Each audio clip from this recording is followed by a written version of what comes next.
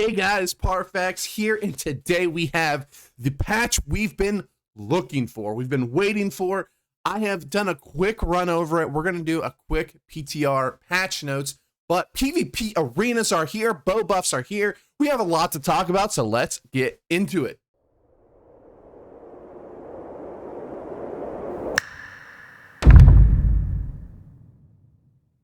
All right, so we're here staring at the patch notes. I saw it on Twitter. I cannot wait. I've done a quick little glance over it. I originally was recording this video and we were going to kind of do my live reaction, but the problem is it'd be way too long. So we decided to do kind of a little bit of quicker dive into it, but we're not going to talk any longer. We're going to get into the patch notes. So let's just talk about the spotlight, and it essentially is going to give content for everybody. We've got PvE stuff, PvP stuff, 3v3 arenas, a new currency. We have a lot. There's so much in this patch. I cannot wait. This is going to be my favorite patch if everything goes well they've ever put out. So here we go. 3v3 player versus player arenas. Step into the arenas and test yourself against other combatants. 3v3 arenas are a new small-scale PvP game mode where teams of 3 can face off for fame, glory, and riches, plus a few unique housing items. I'm getting all those, guys, just letting you guys know. Each arena match is best of 5 contest. Fight to be the first team to win 3 rounds to secure your match for your team. Rounds are 2 minutes long, which is nice and short, which is, I like a little bit of mix, but I like it a little bit longer than 2, but you do up to 5 rounds, so you still get a nice little chunk of time. Long with the battle, if the battle lingers, a deadly ring of fire will push the players into the center arena, forcing combatants to engage or die. Players level 20 and above can queue for 3v3 arenas by opening the game modes tab, allowing on-demand PvP gameplay. Nice. Okay, so PvP reward track. I went over and read this. We're going to give you the really short version of it, but you got a couple different currencies. You have PvP XP, which is just going to basically level up your reward track. Then you have Azoth Salt, which is just, it's basically like a currency you can use to spend in the reward track.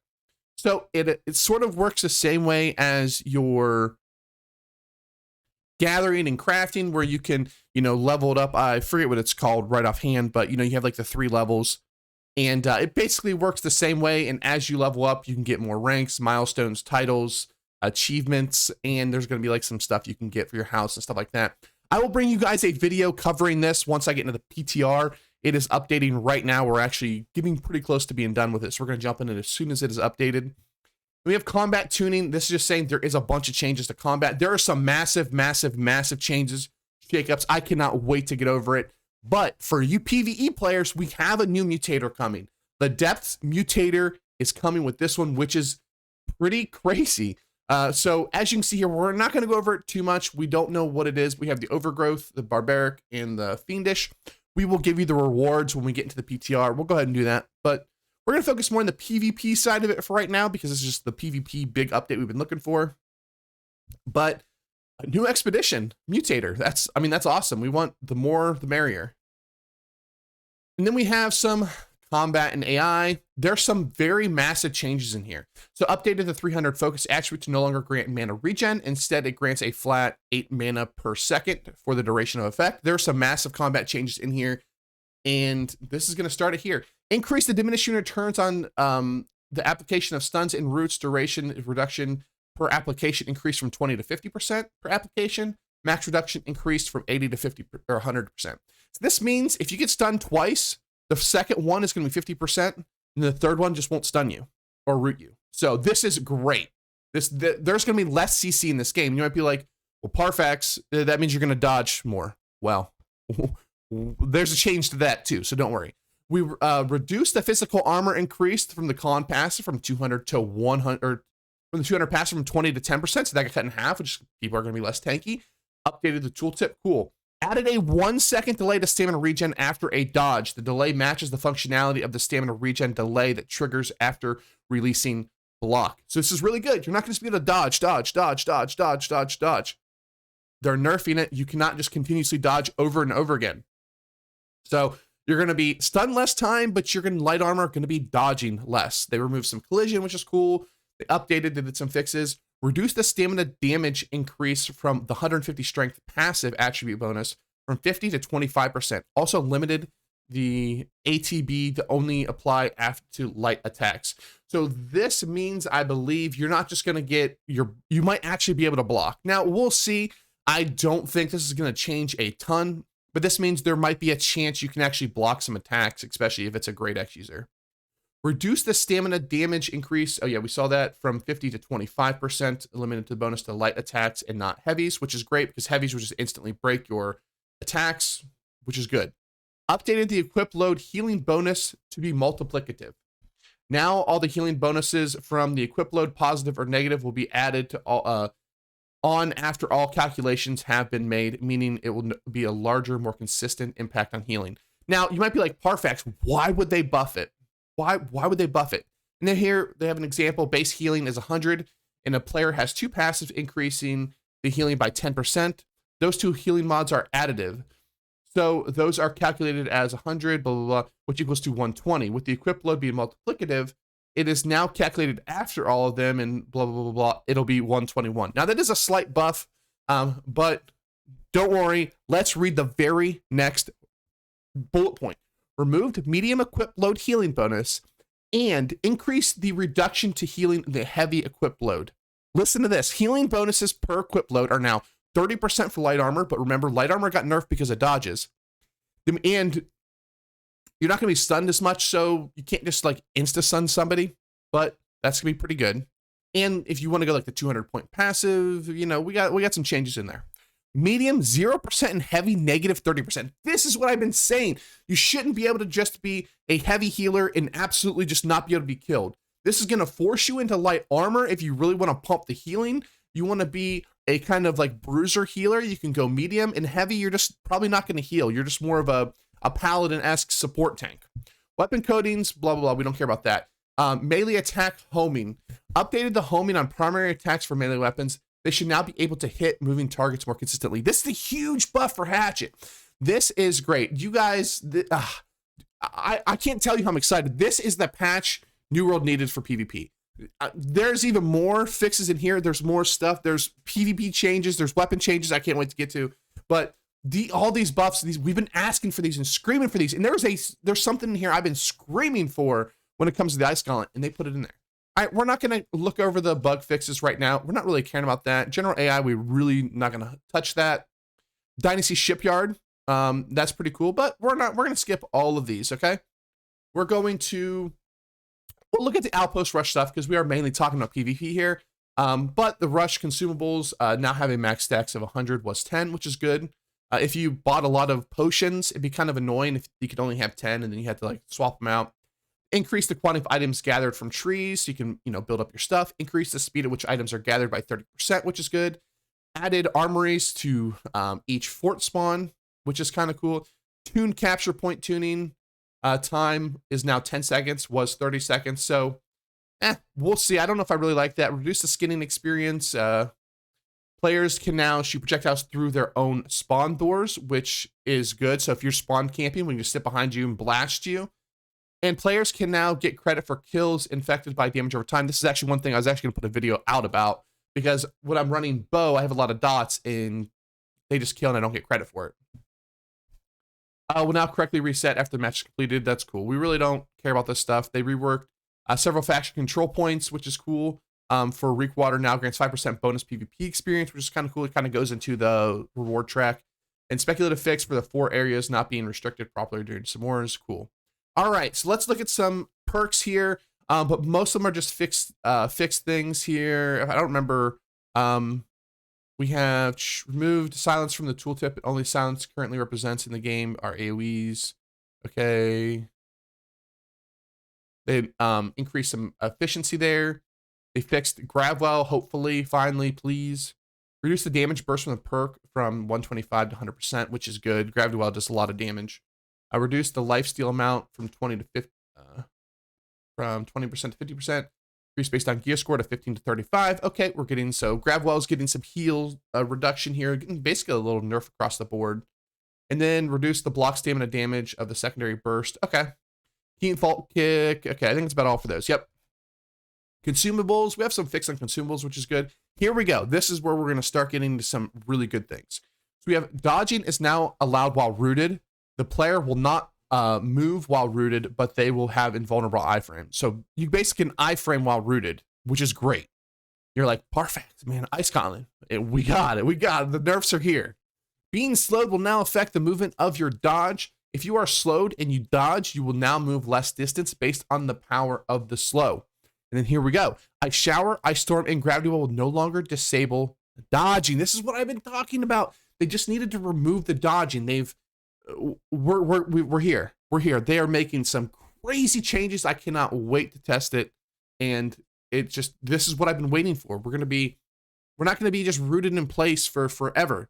Now we're going to be able to dodge. We're going to be able to, we're going to be able to block more, We're just going to be able to survive longer by hitting from these abilities. I don't remember if they touched the ability themselves, but these are all fantastic changes. So they have some blunderbuss changes here, adjust the dodge buffering window. Charges now show correctly when firing. Cool, fixed. Exhaust bomb fixed. Let's see I don't remember if they actually nerfed anything here. We have freedom. This upgrade speed bonus no longer decays over time. Its duration was reduced from 3 seconds to 2 seconds. It's kind of like a net normal change here.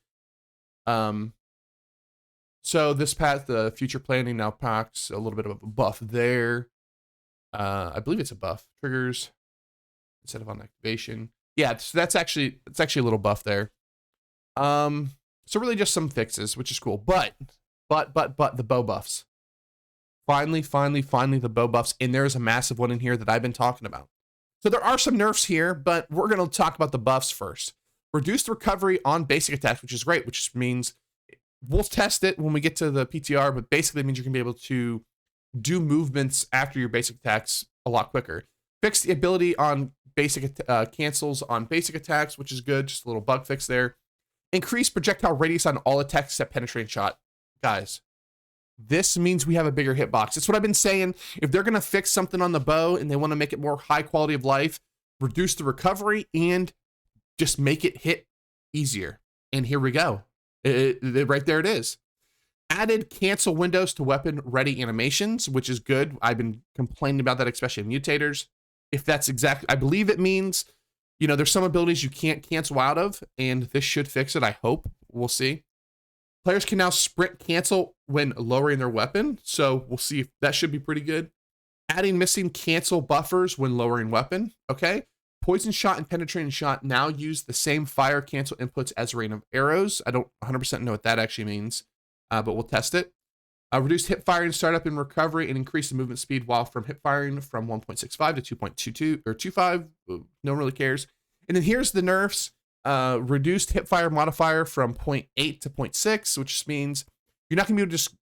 I think what they're trying to do here is not just machine gun your hip fire for the bow.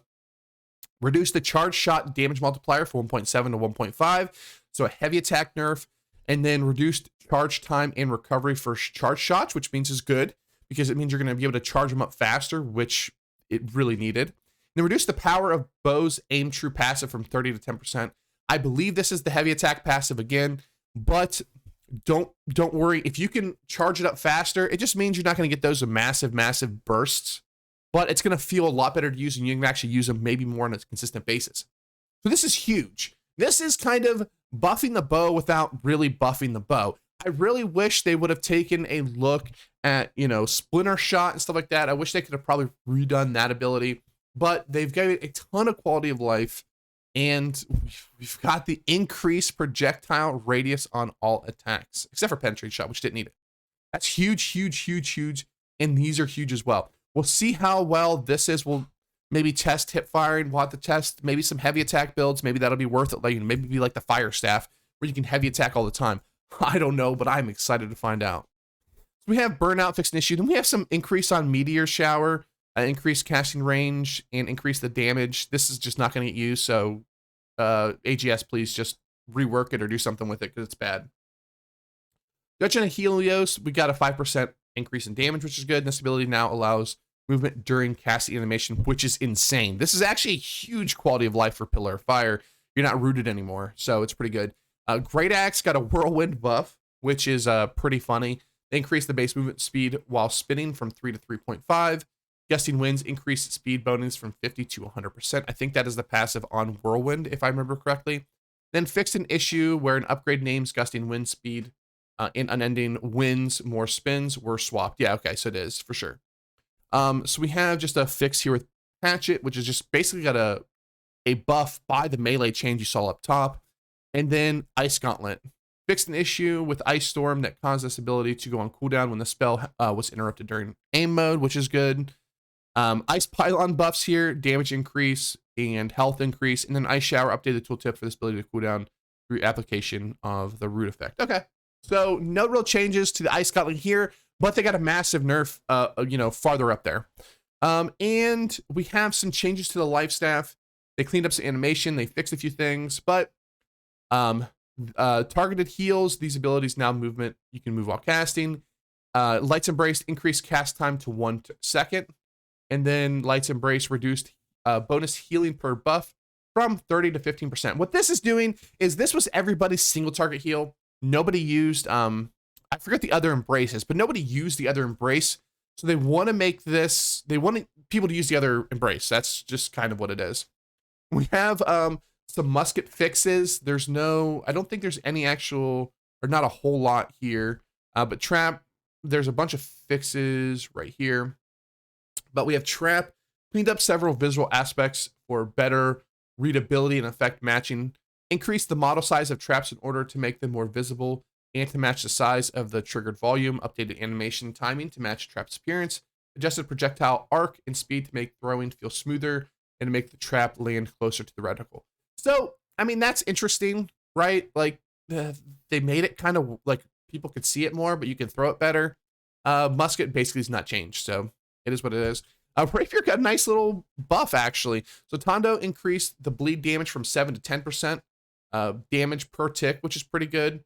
Riposte, which is fixed an issue where it can be triggered by abilities from players that had an AoE taunt active. Okay, cool.